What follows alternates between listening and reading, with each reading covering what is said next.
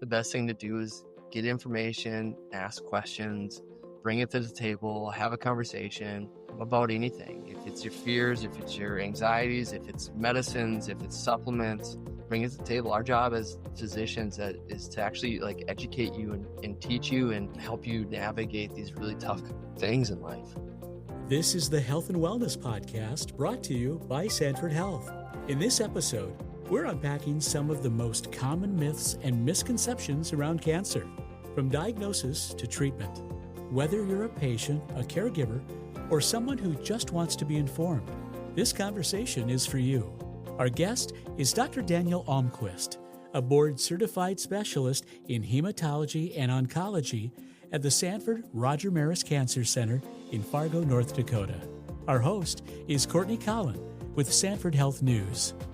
Dr. Almquist, thank you so much for joining me for this conversation. Nice to have you. Hey, thanks for having me. Cancer is one of those heavy topics where everyone seems to have some advice or guidance, like add superfoods, cut sugar, eliminate plastics, less processed foods, more red wine. Like if you do everything right, you'll be safe. We hear so much about doing this or that to prevent cancer, and it is kind of overwhelming. That's why I'm really looking forward to digging into some of these things, like what you hear in your clinic and what you want our listeners to know. So to start us off, Dr. Almquist, why do you think cancer myths are so persistent, even with so much information available today? Or is too much information the problem? Oh, that's a great question. I think that's one of the ultimate questions, actually. You know, I guess I always go back to like information or knowledge is power, right? So the more information you can have, the better decision making you can have. But when it comes to like scientific evidence, this is where it gets really, really tricky, because even in the papers and research that we use, there's different scales of validity.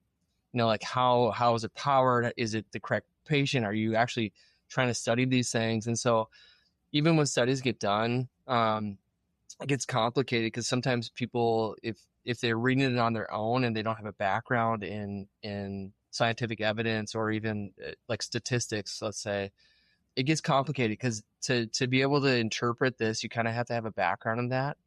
Yeah. So sometimes I think this paper will come out or the study will come out, it hits the media and the news and people run with it and they don't really know what it actually means.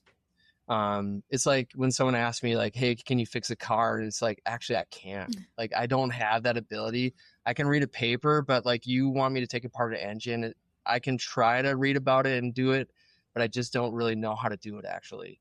Yeah. And I kind of get that. We all, like, you know, before this, we talked a little bit. I think we all have these different roles in life. And one of it is this, where like my job is to examine the data and proclaim it forward and kind of say, hey, this is real benefit. This isn't benefit. This is a negative study, a positive study. At the end of the day, I think information is important. Mm-hmm. Asking questions about that information is super important. So I'm glad it's out there, because then people can bring it to you and ask questions, which I think is so good. At the end of the day, why do these continue to go forward? It's probably because we have this sense of hope, right? Like we all have this in us where we're like, man, this is going to help me, or this is going to change my life, or this is going to improve the way I feel. So I think there's just longing in us to just make things better all around. And I think that's why these can perpetuate and continue. Yeah. Thanks for the insight. I want to jump into lifestyle and diet. We hear a lot that certain superfoods can prevent or cure cancer. Is there any truth to that, Dr. Almquist? And if so, what foods are generally more helpful? And maybe on the flip side, what foods should we be avoiding? Great question. You're talking about somebody who's very, I kind of practice what I preach. So it's one of those things where, like, if I'm going to tell a patient, like, you shouldn't be doing this, then I shouldn't be doing it myself. Or if you should be doing this, I'm going to start with the back end of that question. What should we be avoiding? That is probably easier said than done in all reality. So a couple weeks ago, actually, or earlier this year, I should say, the World Health Organization came out and said deli ham, right? Deli ham is a a class 1 carcinogen, which means has a similar impact on cancer and health as smoking, which is like, what? Like, how is processed ham as bad as smoking? So if you eat it regularly, the preservatives, the nitrates, those kind of things that are in it are super detrimental to us, increased risk of colon cancer. So it's one of those things where processed foods, ultra processed foods, there's more and more evidence that are saying, hey, we should probably stay away from these. And so that would be kind of my first step, is like, what can we avoid? And what can we, like, for longevity and risk reduction in cancer, what can we stay away from? And that's the first step. I'd say processed foods, ultra processed foods. There's more and more evidence mounting against them, saying that they're bad for us. The flip side of that, what should we be doing? Superfoods, I wouldn't classify as superfoods. I would say, hey, fruits and vegetables are super important. And it's honestly, the world has gotten so complicated in just terms of convenience and access and these kind of things. If we went back 400 years, 200 years, and we're like working on a farm, and you're butchering your own food, you're planting your own garden, you're harvesting your own things, that's probably the best approach in terms of health, just in general, right? So you're eating fresh fruits and vegetables, you're eating unprocessed meats, you're just eating what was on the farm. In all reality, that's probably the best thing. And so for me, the data has been mounting more and more that fresh fruits and vegetables, not canned per se, but actually whole vegetables, are going to be beneficial on multiple reasons. So one is that just the vegetation itself is good for us. You talk about fibers and those kind of things, which are good for our gut health. But on these unprocessed foods, you're going to have bacteria and microbes. And we know more and more that these microbes on the fresh fruits and vegetables that help, like, sustain gut flora, actually reduce inflammation, promote good byproducts, and reduce the risk of, like, colon cancers and those things. So for me, fresh fruits and vegetables, fresh meats, unprocessed foods is kind of where we should go for lifestyle. And then the two big things we always talk about is smoking and alcohol, right? Stay away from those things. Smoking is the number one risk factor. It's going to cause you harm no matter what disease you're talking about. And then alcohol, there's different kind of levels with this. The general consensus is abstinence is probably the best approach with that. But fresh fruits and vegetables, they just redid the pyramid. And I actually kind of agree with that. When I look through it, I haven't studied the recommendations like in depth, but when I've glanced at it, proteins are good. Fresh fruits and vegetables are good. Whole fruits and vegetables. It's like those are going to be the mainstay and should be our mainstay for everybody. Good to know. Thank you so much for the insight. Does sugar, speaking of foods, feed cancer? Oh, that's actually one of the most common things. Besides supplements, like what can you take supplements? The next is always sugar and what to do with it. I think that myth started with the scans that we use, right? So there's a special scan that we use to kind of find cancer. It's called a PET scan, and we use sugar moieties with that to kind of find where high metabolism is at, which then helps identify cancer. So I think that's kind of where it came, because we inject people with this moiety, they sit for an hour, they go through a scanner, and we see this glucose uptake. And it's one of those things, or sugar uptake, and it's one of those things where I think they think, oh man, this thing's living off of sugar. So the thing I always tell patients about that is, like, cancer's super evil. If you're not putting sugar in your mouth, it's going to find a way to make sugar. So if it's either breaking down your fat, going after your liver, going after muscle, it's going to find some way to find sugar. So if you're not eating it, not only are you going to be starving the healthy parts of your body, so your muscles, your organs, you're also just allowing the cancer to destroy more of your body. So for me, it's not a matter of sugar, it's a matter of metabolism. So when there's active cancer there, it's just going to consume calories and sugar faster than the rest of your body. And so the worst thing we can do, which is really common in cancer and chemotherapy, is a term called sarcopenia, or muscle loss. And muscle loss happens a lot with chemotherapies. And so if you're not eating, if you think about a bodybuilder, right? Like they consume a ton of calories and a ton of protein and a ton of sugar just to build muscle. So if you're not putting that in your body, you're going to lose muscle faster. And it's like, man, if you want to stay walking, you want to be moving, you want to be up and down stairs, like it's so important to get calories and nutrition in. I'm not afraid of sugar in these things. So those kind of things. There is some data like intermittent fasting, reduced sugar, ketosis, which there's valid data. So like scientifically it's been shown like it improves processes. And what I usually tell people is like, save it for before you have cancer or after you're done treating cancer, not during. Sure. Sugar's our friend. We need energy. We need strength. Yeah. Yeah. Thanks for clearing that up. As a medical oncologist, I can imagine you've seen a variety of lifestyle factors, and we've talked about that become common with different cancer diagnoses. If there's one thing we should stop doing, Dr. Almquist, or stop consuming to reduce our risk of potentially developing cancer, what would that one thing be? Even if we've already talked about it. The number one thing is going to be smoking.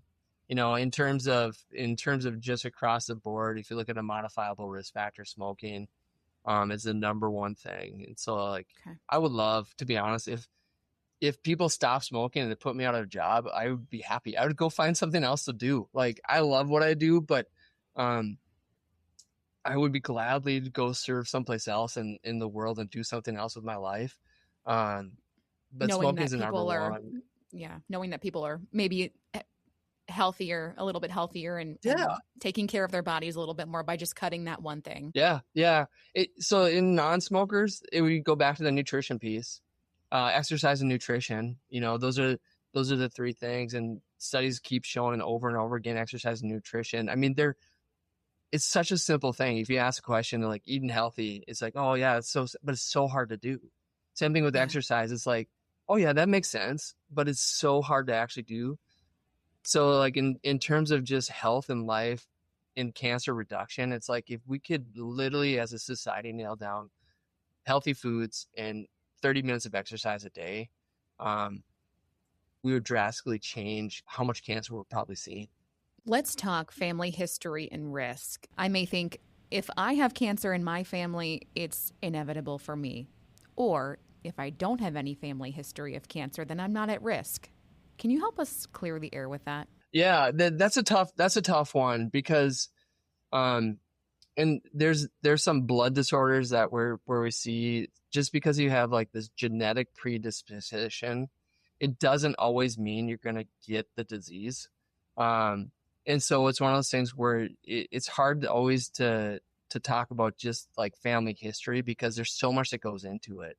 Was your family all smokers? Like, were they all drinkers? Were they, exposed to radiation or whatever else in the environment? So a lot of times there's multiple things that stimulate cancer to develop. So the immune system surveillance misses it.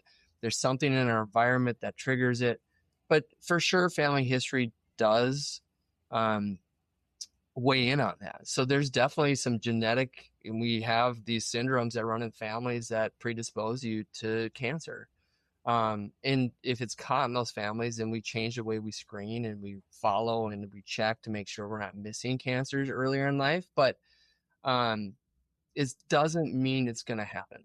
It's not 100% guaranteed just because your family's had it, that you're going to get it. And the caveat of that too is sometimes there's cancers that run in families and we actually don't know the genetic reason for it. We haven't identified these genes as of yet because this is an evolving area, right? This is still ongoing research about what drives cancer and what doesn't, and what we can modify and what we can't.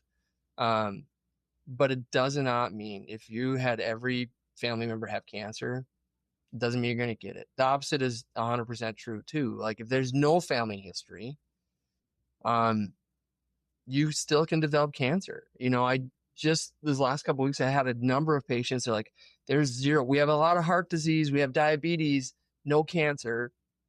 but why did I get cancer? And it's like, well, you ask questions and you realize they maybe weren't doing their routine screening. The things that we've been recommended as a medical society saying, hey, you should do X, Y, and Z just to make sure it doesn't happen to you.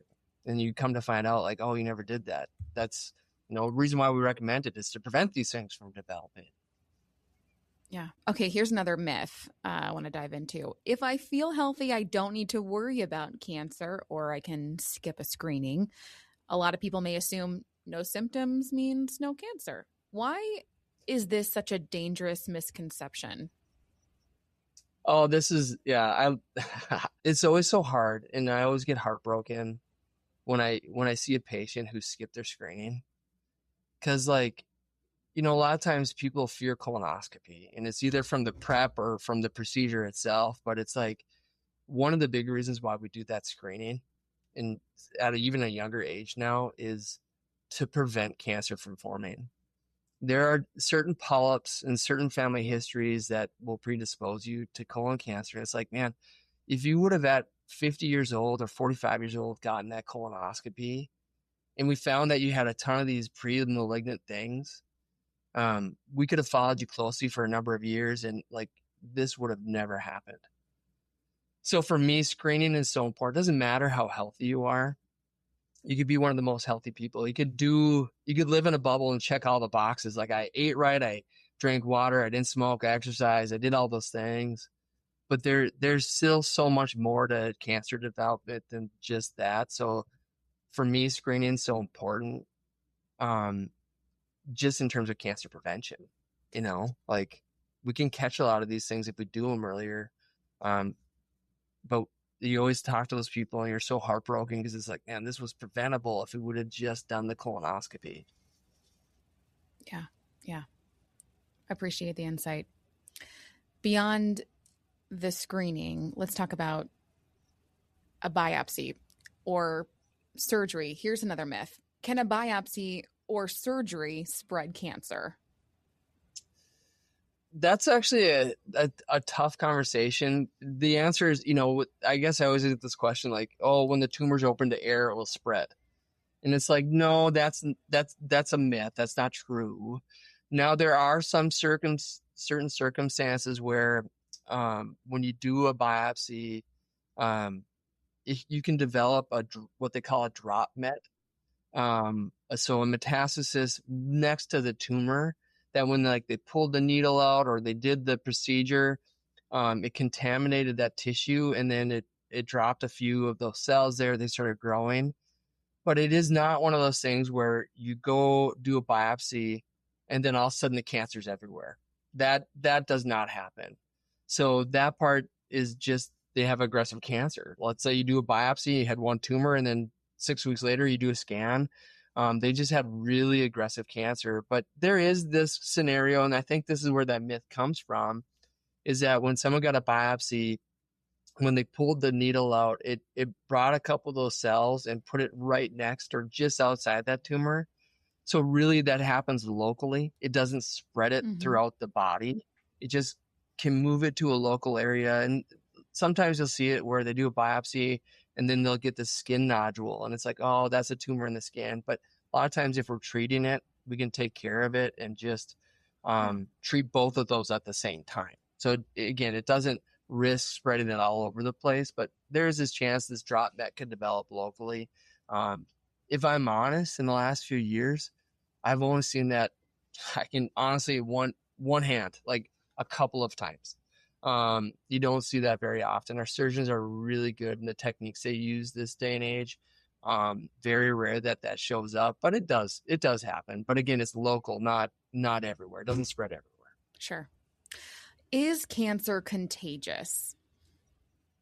No.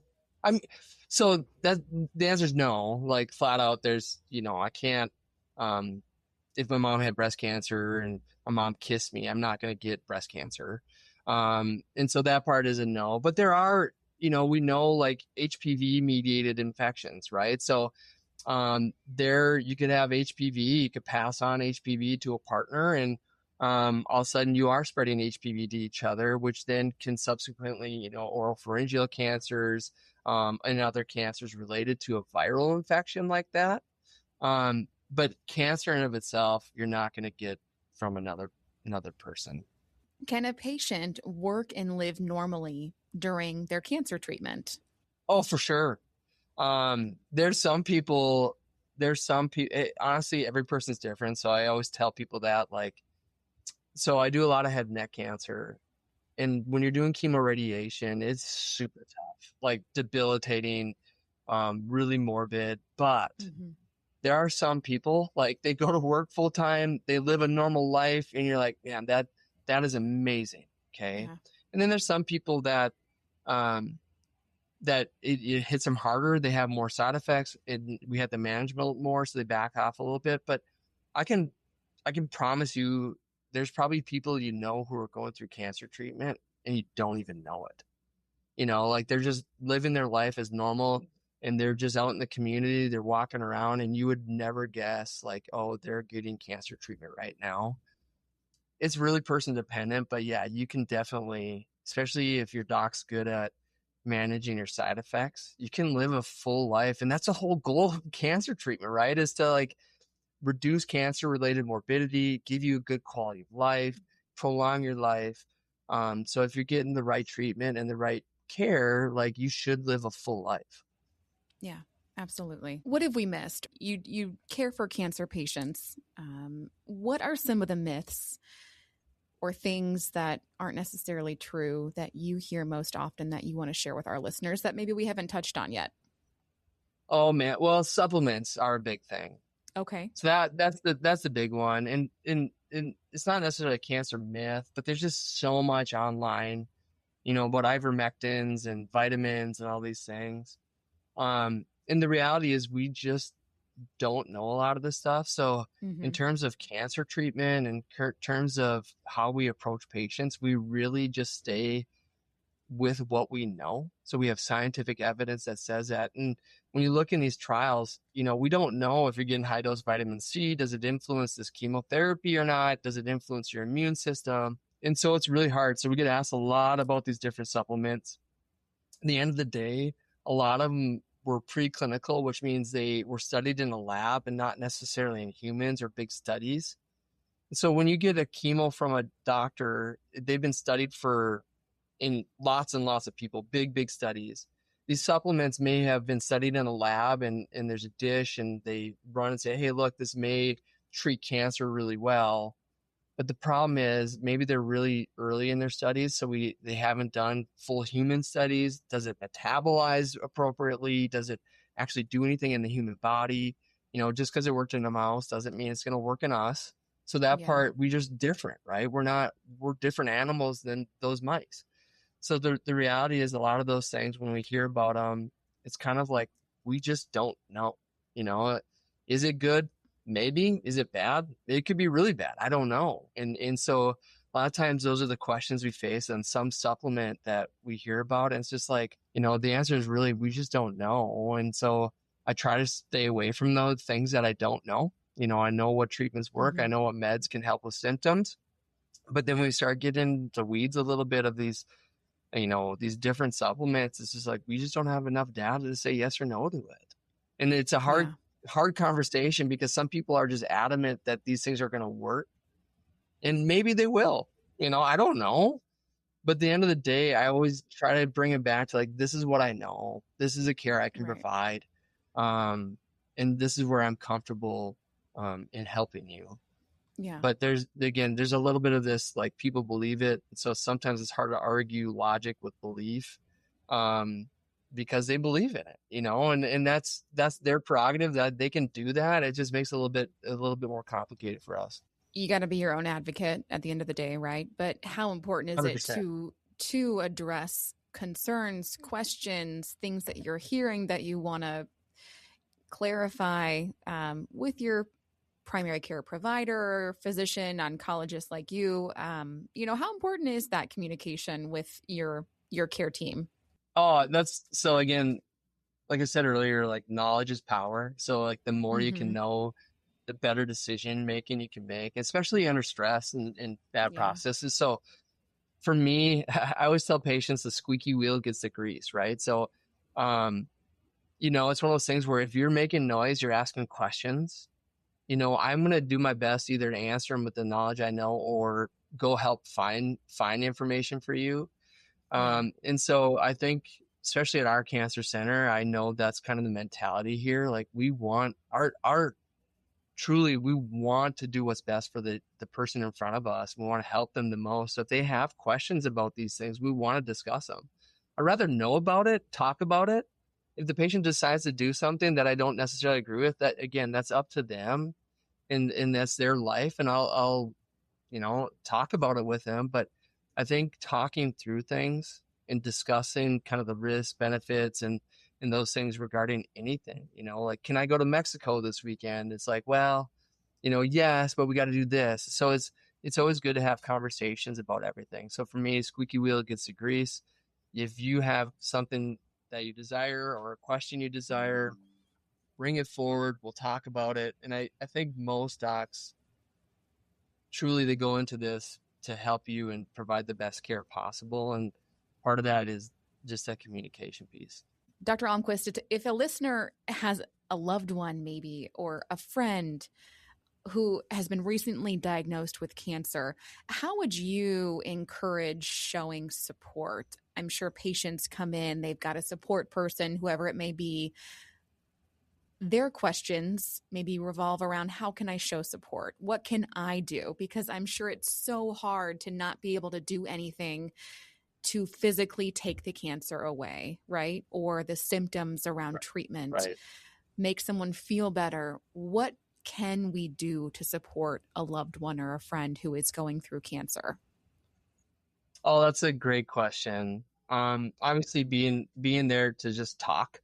For me, the cancer just affects you physically, mentally, emotionally, spiritually. So being present, being open to conversation, is number one. At the end of the day, this is something I've learned over the last few years, which was so, for me, when someone pieced it together for me, it was so insightful for me.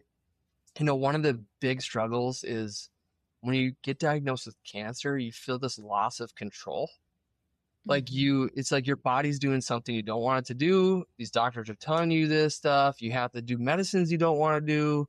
And so you lose a lot of control in your life, which I always think, we have this illusion that we control everything, even though we can't predict tomorrow. Right. But we lose control. So one of the biggest things I think family members can do, is allow a patient to make decisions and control some aspects of their life. And it's hard when you're passionate about something, you love someone so much, and you're just like, you got to do this, you got to do that. But at the end of the day, giving some control back to that person, I think, is hugely beneficial for them. It gives them kind of a solid, point to stand on. Like, I'm still in control of these aspects of my life. And I think that's one of the hardest things about cancer, is that you just feel like you lose control. So giving that back to them, allowing them to get some control in their life, I think brings some peace during the journey. Dr. Almquist, is there anything else that we didn't touch on that you would like to add here today as we wrap up? No, I mean, not hugely. I think these questions are great. They truly are things that we face as oncologists or hematologists, oncologists every day. And they're that process of talking through it, that journey is hard. And like, even as an oncologist, like, I try to give the patient as much control as I can, right? I kind of just say, I'm here to like teach you, educate you. Your job is to decide on what you want to do with this. And I would say, if you're going to make some crazy decision, I'll try to redirect you a little bit. But at the end of the day, I think it's a hard journey for patients to go through, and families. It's so devastating. And, you hear in the news, like, if you watch the news, you see people passing away from cancer all the time. It affects literally everybody. Doesn't have, wealth or, position or anything. It affects everybody. So again, I think the best thing to do is get information, ask questions, bring it to the table, have a conversation. about anything. If it's your fears, if it's your anxieties, if it's medicines, if it's supplements, bring it to the table. Our job as physicians is to actually like educate you and teach you and help you navigate these really tough things in life. Well, that's why we are so grateful for your expertise, your insights here. I really, really appreciate this valuable conversation. It's not always an easy one to have, but we really do appreciate your insight and all that you had to offer on this topic. Thank you so much for your time. I thank you. I appreciate being here. This episode is part of the Health and Wellness series by Sanford Health. For additional podcast series by Sanford Health, listen wherever you hear your favorite podcast and on news.sanfordhealth.org.